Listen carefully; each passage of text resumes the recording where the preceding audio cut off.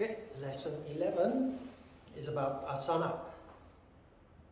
Asana has been talked about quite a lot already. One of the main reasons for that is that there is a misconception, not only in Korea, around the world, where asana is not understood properly. So the first thing that you learned about asana is the meaning of the word asana, which literally means standing still posture. And throughout the classes that we had so far, I also explained why it is important that we stick to the original meaning of asana, because it is exactly that approach which we call the traditional approach as opposed to the modern approach. It is sticking to that approach that exactly gives yoga its value, that truly leads to the manifestation of the wonderful promises that yoga presents us. Most yoga practitioners know that yoga offers many benefits that you don't find in other forms of exercise, or in a much lesser, to a much lesser extent. So, asana means standing still posture. A misconception about the standing still is that teachers often tell you to relax in a pose.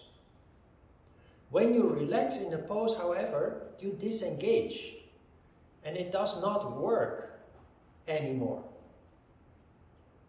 So, while you are standing still, you actively engage. We know from what I explained about energy, the two opposing conditions, tamas and rajas, which we will explain also in the next session. We know that when you move a lot, you are in a rajas condition. When you rest, you are in a tamas condition. In the middle is harmony.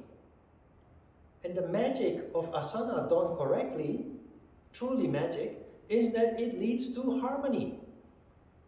And there is no other activity that, other than meditation, that leads to harmony.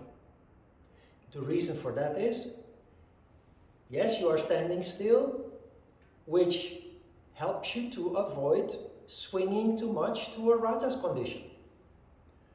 So you're standing still, which means you are creating a rajas condition, but in a very measured way, very controlled way. And remember, yoga is the science of control.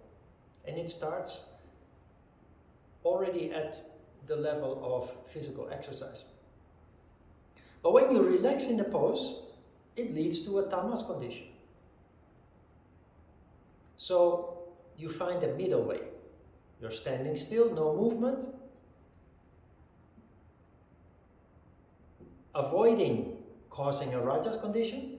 At the same time, while standing still in the posture, you actively engage, which helps you to avoid a tamas condition. So you avoid tamas, you avoid rajas. Where do you end up? In the middle. It is so simple that people find it hard to believe. But many people also think that this approach is very boring. They need movement. Not only movement, they need music, and they need an instructor, a teacher that tells them about all the technicalities and details, which we know are all just distractions of what you're trying to accomplish with your yoga practice.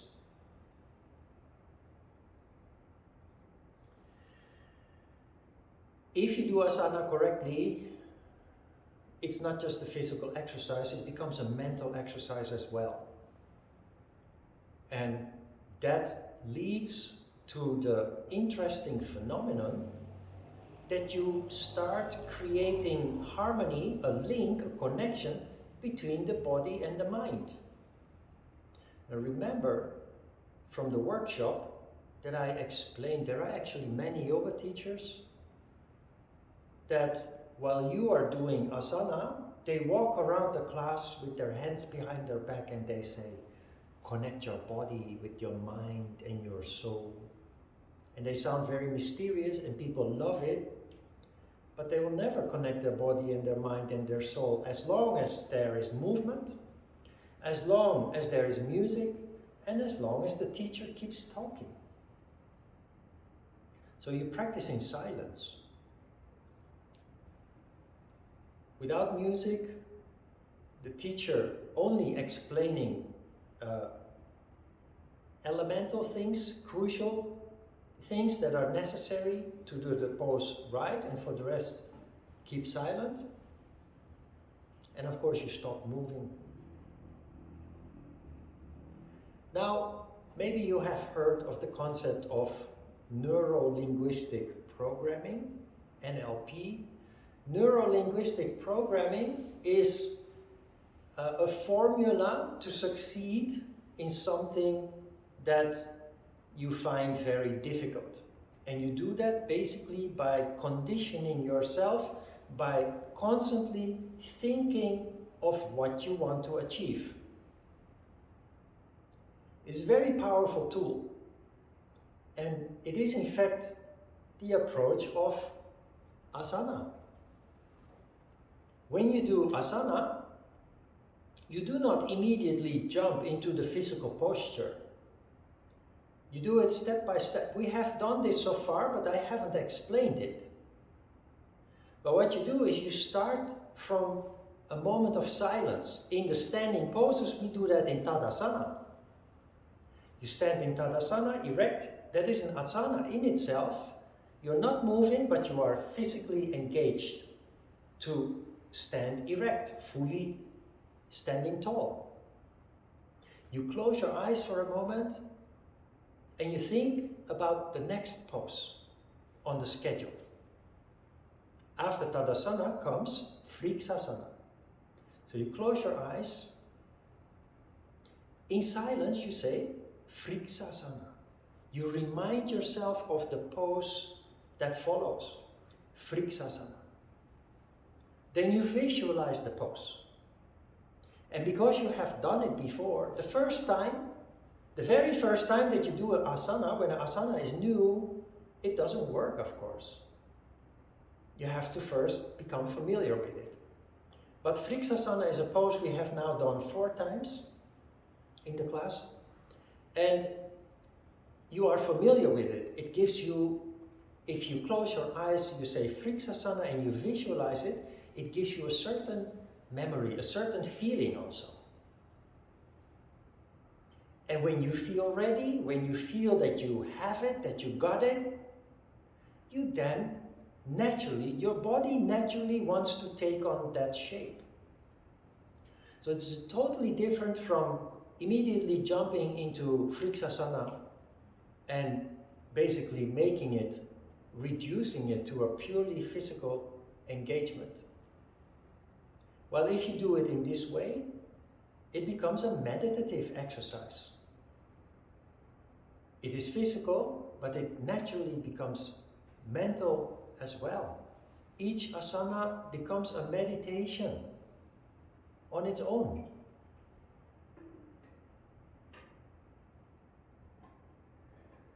When you are done with the pose, you see in the handout that I wrote, when you're done with the pose, you meditate on Om. You finish with Om, I wrote.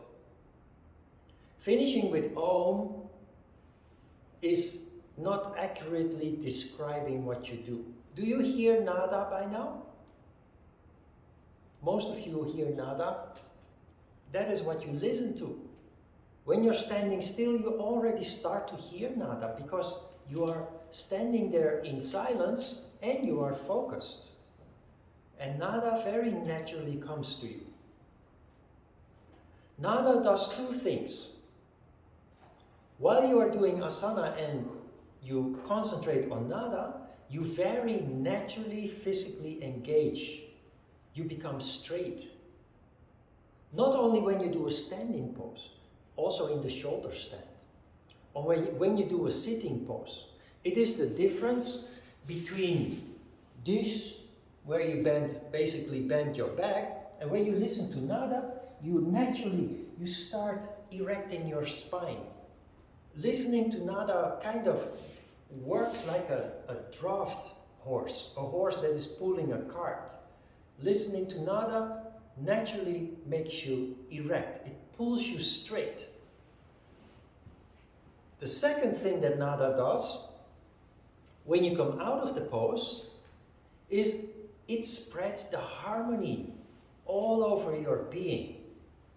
So you come out of the tree pose, you stand in Tadasana, and just for a moment, 10 seconds, 15 seconds, just following your feeling, you just take a deep breath, relax for a moment, and of course, nada is there. That is what Om means here. You finish with Om. That means that you do not immediately, when you're done with one side, because Friksasana is asymmetric, you do left and right. When you're done with one side, you do not immediately start. You do not immediately start with the other half of the exercise. You take a moment of rest, let it settle down, and then you do the other side. When you're done with Friksasana and it's time for Utthita Trikonasana, the same approach.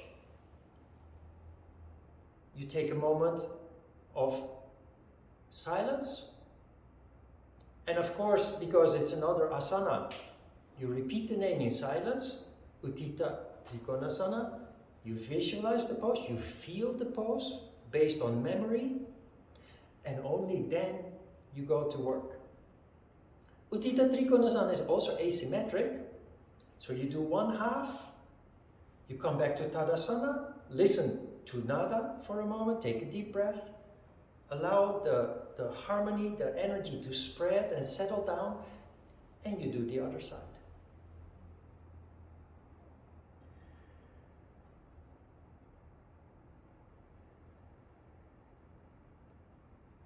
In the third paragraph, you see that exercises that you feel are difficult for you are preferred because they have the most to offer in a sense of your development. Why is this important?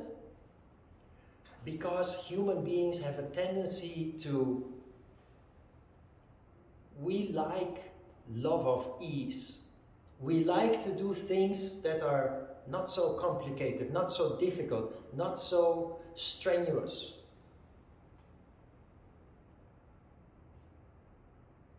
So we have a tendency subconsciously to feel attracted to doing the easy poses and avoiding the difficult ones.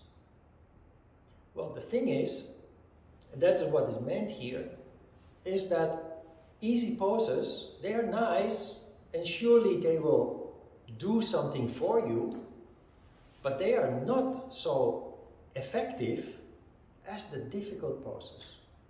Poses that you struggle with, they not only have a lot to offer on level of physical development, because poses that are difficult will allow you to grow in strength and flexibility also, but it's also a mental issue. Struggling with difficult poses and then applying what you learned about yama and niyama, non-violence, but also contentment, non-lying, truthfulness, that really changes people's character. It strengthens us in our character. It matures us.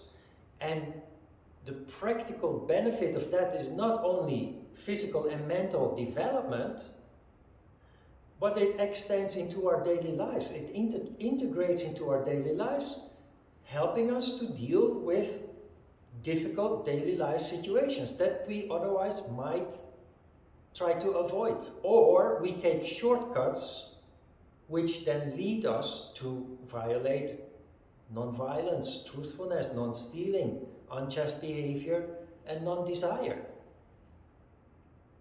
So it's really a very complete package. Many people who practice yoga do not realize that the changes, the transformations are so profound, so deep, so far going, in fact. If you do it correctly, of course. That is the whole point of asana and our study of asana.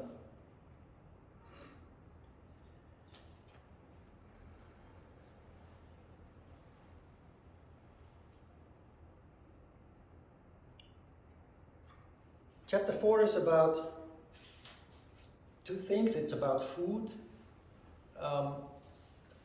It's common sense, I think, that not only when you practice yoga, but when you exercise, that it's not good to do that just after you had a meal. If you had a big meal, you really have to take a couple of hours to digest your food. And there are two reasons for that in yoga. The main reason for exercising with a full stomach is that digestion is a major activity of the body that uses a lot of energy.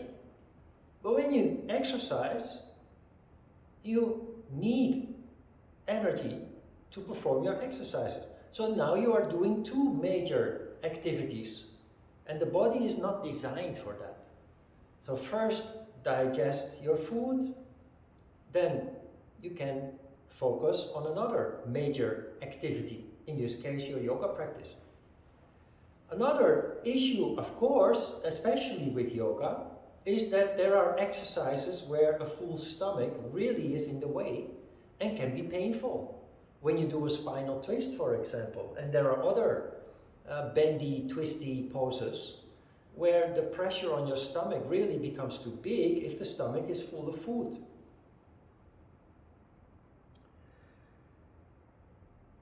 Another issue is, it looks a little bit superficial.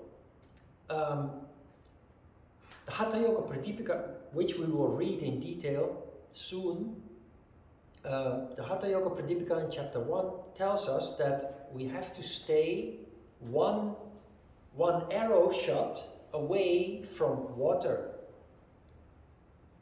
fire, and earth. In the right order, you have to stay away one bow's length or one arrow shot away from earth, water, and fire. In the handout, I mentioned only water, because the physical body exists for a large part out of water, and water directly influences us.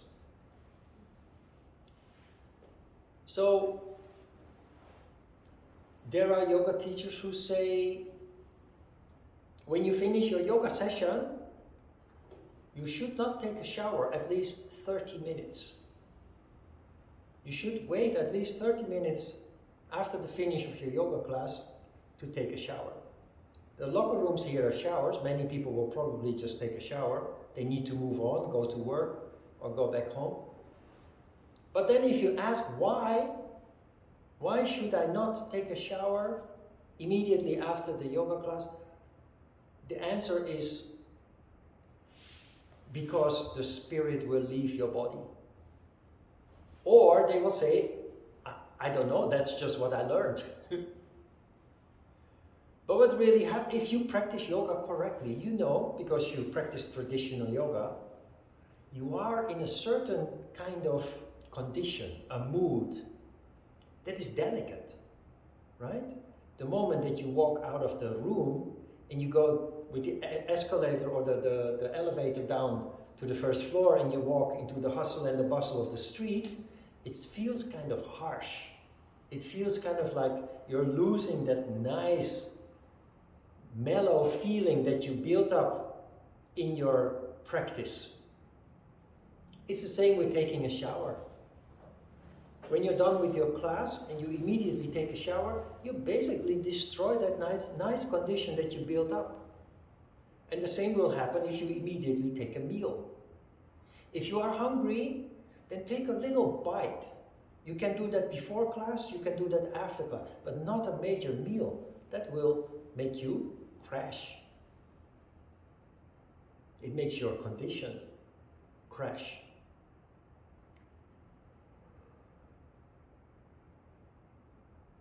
You haven't studied about the chakras yet, but all the talk about the elements aside, the chakras have each attached to them an element.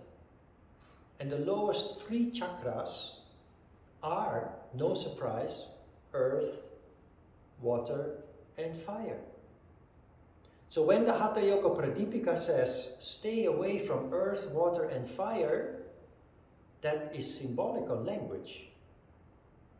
You will see, if you read the Hatha Yoga Pradipika, that Ajita, my teacher, who reinterpreted the Hatha Yoga Pradipika, in his comment says exactly that. Stay away from earth, water, and fire because this and this and that. He gives material reasons. And that is absolutely correct. But there is something else behind it that is much more profound. The lowest 3 chakras are the chakras related to your instincts, your basic needs, your survival instinct, which is related to fear, doubt, and worry. Ego. So, generally we say the lower 3 chakras are related to lower emotions and desires. Now, when you want to pursue the spiritual path through yoga or any other means, your basic needs must be met to create a foundation based on which you can focus on your study and your practice.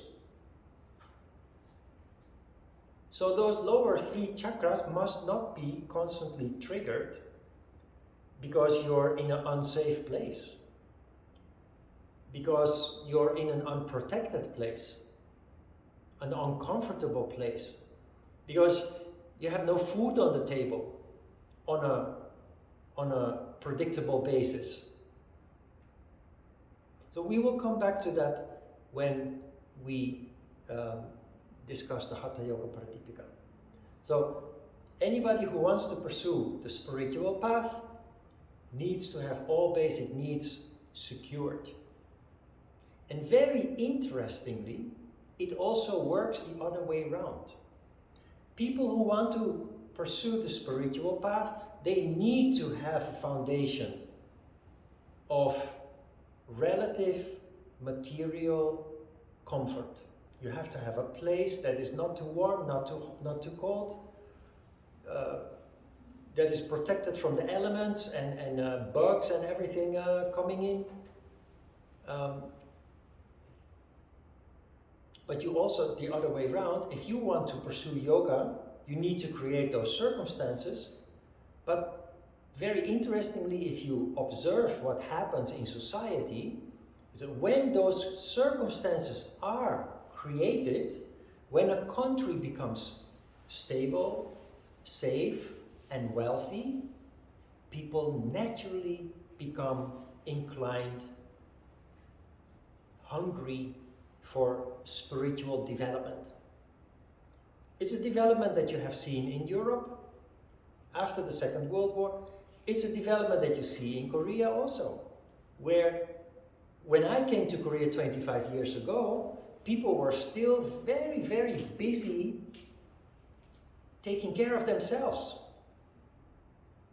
And now Korea has become one of the wealthiest countries in the world, and you see a complete change in mentality as a result of those basic needs being met.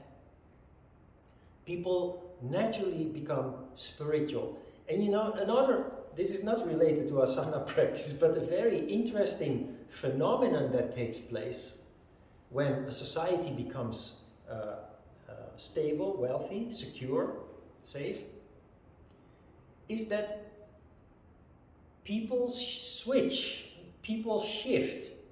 from the established religions to the alternative religion or the alternative spiritual practices. What you see in the Netherlands, where I come from, is that many churches are closed. But you see many more people practicing yoga and practicing meditation at home or in a yoga studio. In Korea also, many people go to church. There are many Christians and Catholics. But you see very slowly a shift taking place where people do not want to go to the church anymore because they are looking for more. They are looking for more depth. They are looking for more answers, which they get just because they have become stable, do not have to struggle to survive anymore. So it works both ways. As a yogi, as a practitioner, you need to establish those conditions, if you don't have them, to be successful in your practice. But if those circumstances are being created as a result of a national effort, a government effort, people also naturally tend to become more spiritual, naturally.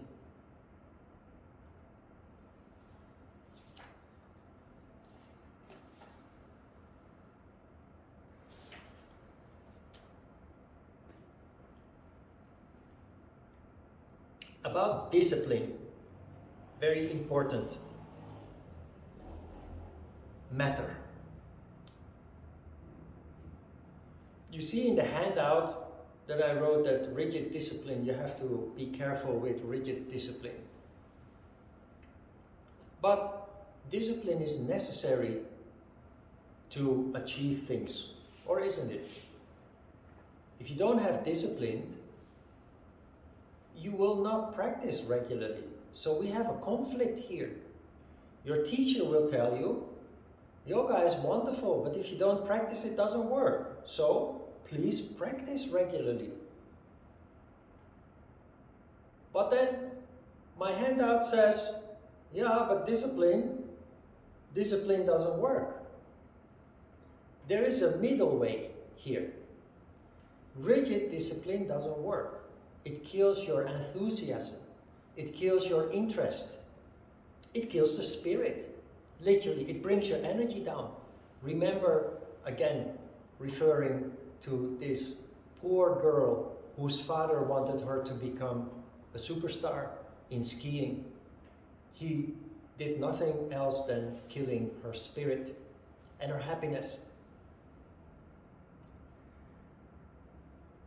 Discipline is necessary to get things done, to achieve things.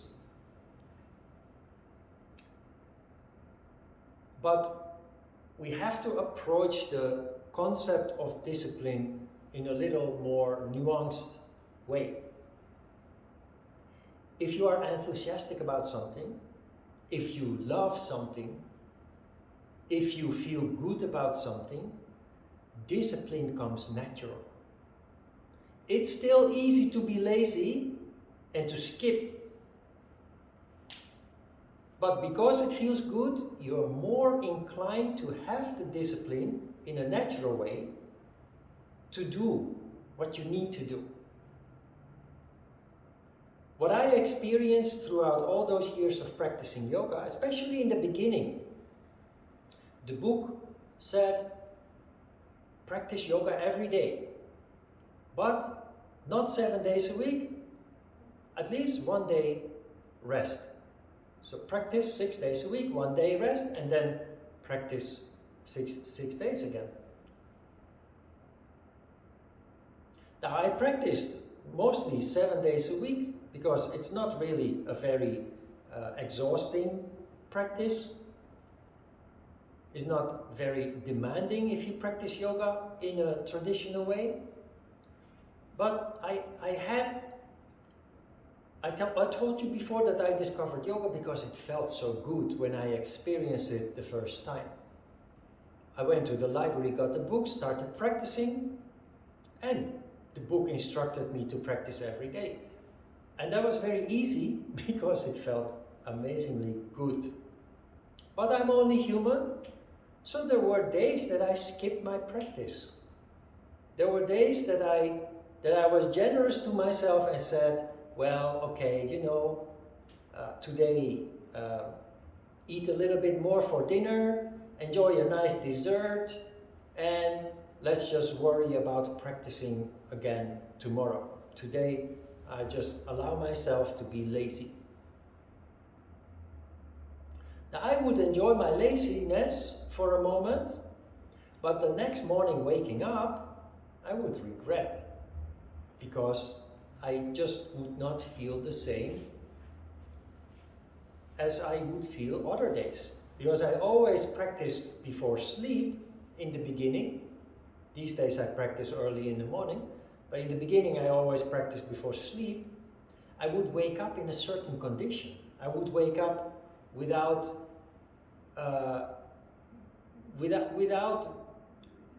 many people, when they wake up, they feel heavy and gloomy, and it takes time and maybe coffee to kind of become functional again. I would just wake up and jump out of bed and be ready for anything, just feeling awake, alert, and feeling really good. But those days that I would allow myself my laziness, I would wake up in the morning, I would feel off. I would feel something is missing. And interestingly, that sense of missing something would be my motivation to not skip again the next evening. And that is where discipline becomes natural, without being rigid, without being forced. Because it feels good. So discipline is important, it's necessary, but if discipline becomes rigid, it becomes in fact violent. It violates the yamas that we have studied.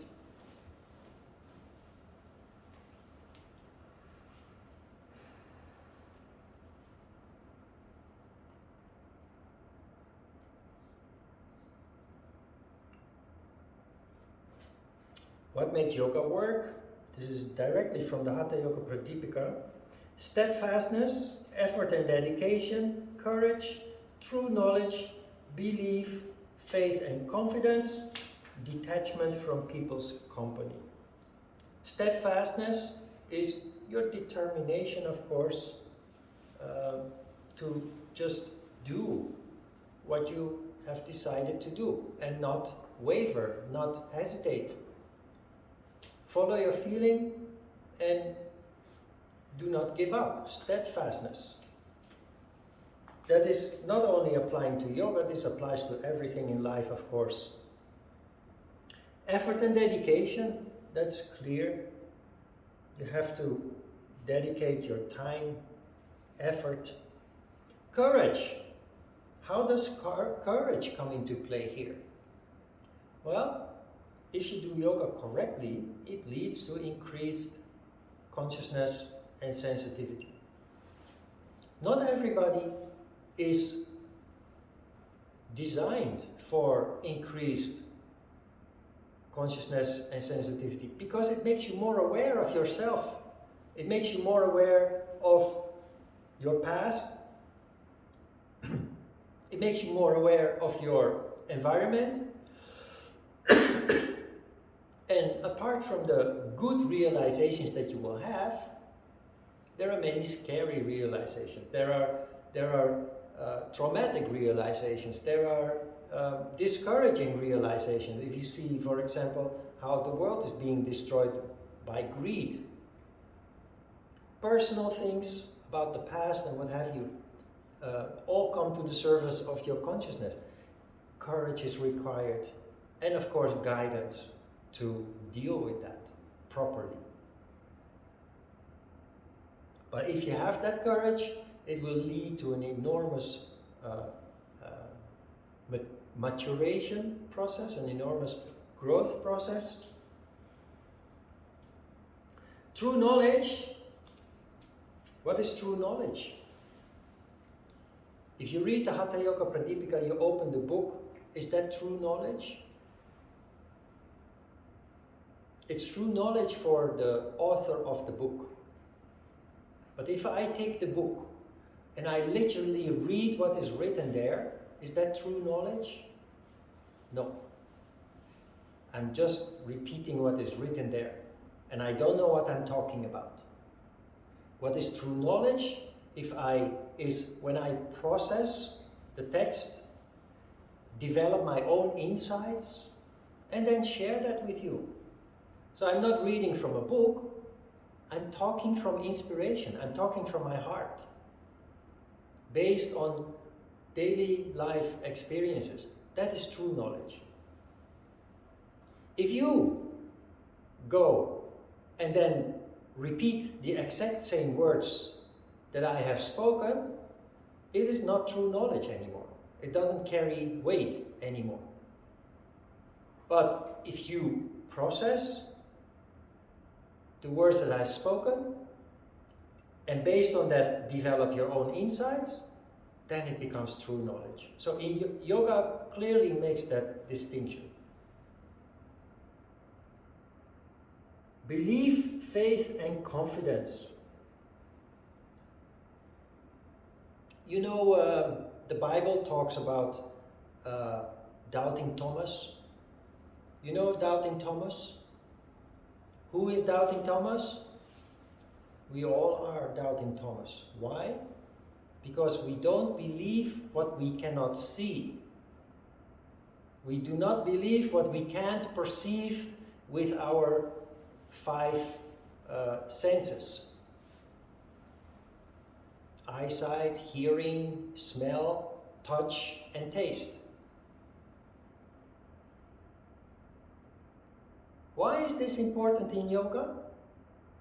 Because yoga, for a very large part, is about energy. Now, what is energy? You can't touch it, you can't smell it, you can't hear it, you can't see it. You can't taste it. Doubting Thomas in the Bible was a person who didn't believe in the Bible. It's of course described also in symbolical. He didn't believe in miracles, didn't believe in the spirit, didn't believe in what? In subtle phenomena. Yoga is about subtle phenomena. It will make you more sensitive and conscious, leading you to be more aware of subtle phenomena that other people are incapable of perceiving.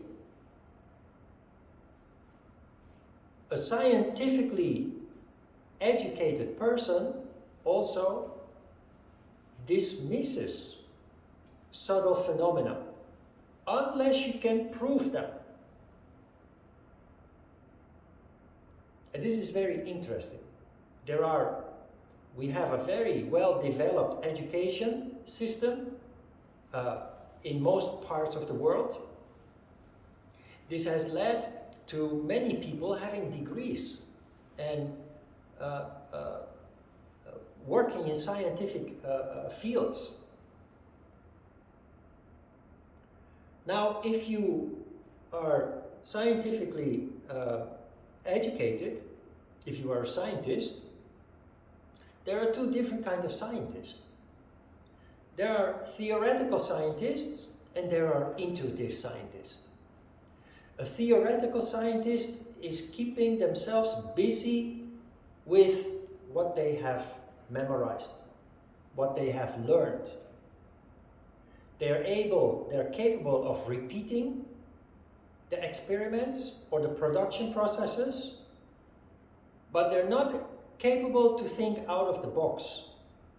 They're not capable of expanding the science with new insights, with new inventions. They're very limited.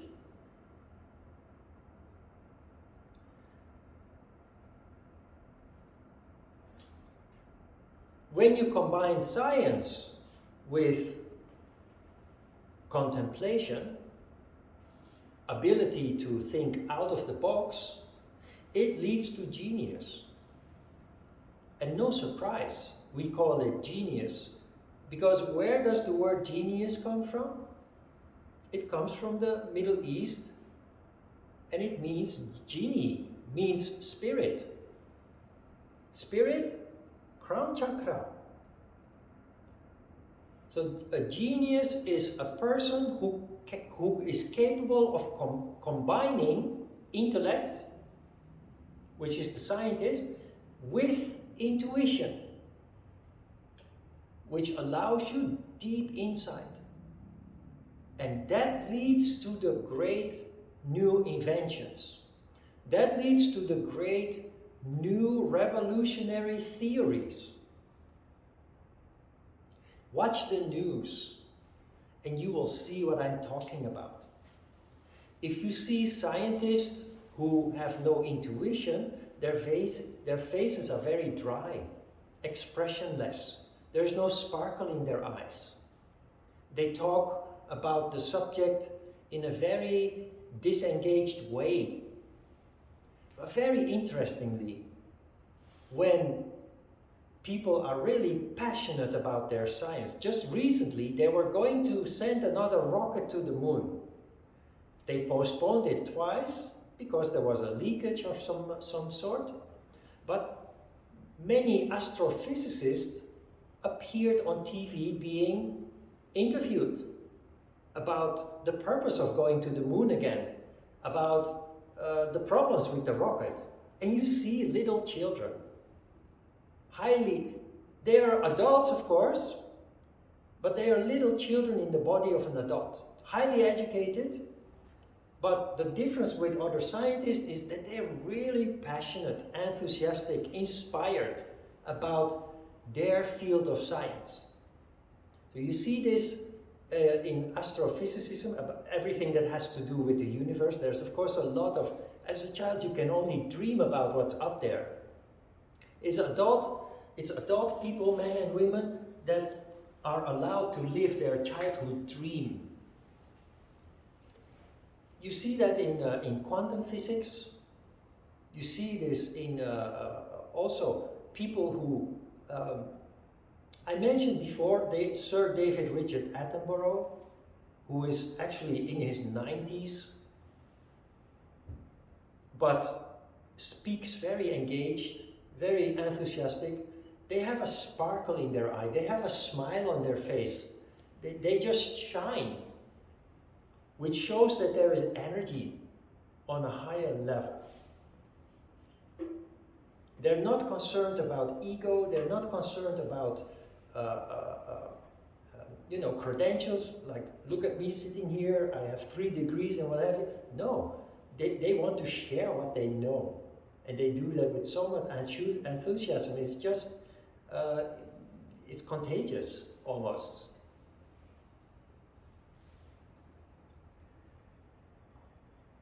Belief, faith, and confidence is really necessary to deal with sort of phenomena that it's possible to explain them, but if you are very skeptical, if you are a doubting Thomas, you will just dismiss it.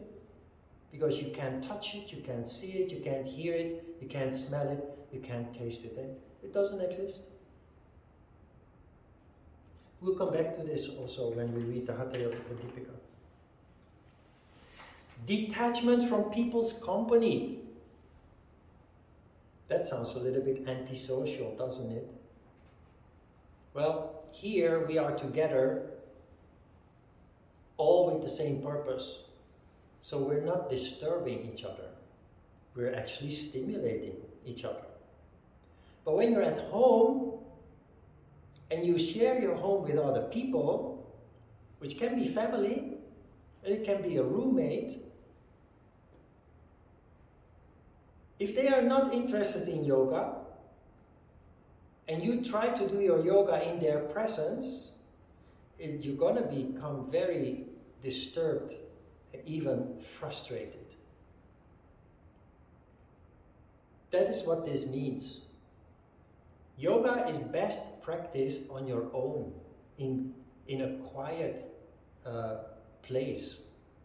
That means that if you share your house with other people who are not interested in what you do, you have to plan your yoga practice at moments that your roommate or family members are outside doing their own thing.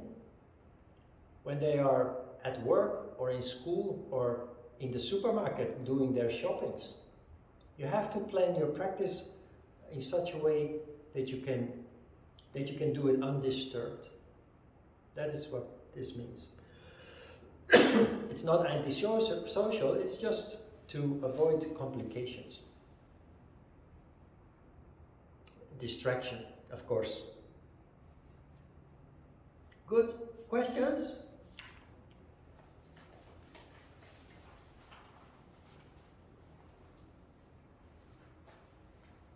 In the second session, we will make the switch to energy control. So we've now concluded the yamas and the niyamas. We've talked in detail how to do asana correctly. We're now slowly going to work towards actual energy control, which will become part of your meditation practice. Yeah? Okay, let's have a short break.